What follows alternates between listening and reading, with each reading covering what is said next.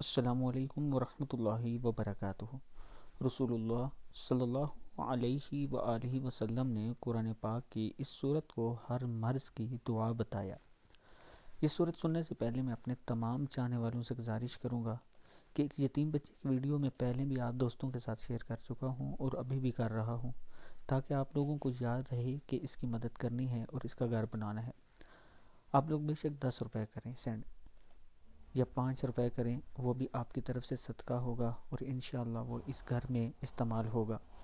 یہ میرا what's app number ہے، اسی پر ایزی پیسہ اور جائز کیش بھی ہے، آپ دوست ضرور تعاون کریں۔ اس سے پہلے بھی بہت سے میرے دوستوں نے چاہنے والوں نے 10 روپے اور 5 روپے بھی مجھے سینڈ کیے، اور الحمدللہ وہ ان لوگوں کے گھروں میں استعمال ہوئے جہاں کے لیے انہوں نے دیے تھے۔ تو آج میں اپنے دوستوں سے پھر ریکویسٹ کروں گا کہ ضرور مدد کریں ان کی۔ تو شروع کرتے ہیں۔ بسم اللہ الرحمن الرحیم۔ رسول اللہ صلی اللہ علیہ وآلہ وسلم نے ارشاد فرمایا، سورہ فاتحہ ہر مرض کی دعا ہے۔ سورہ فاتحہ ہر مرض کی دعا ہے۔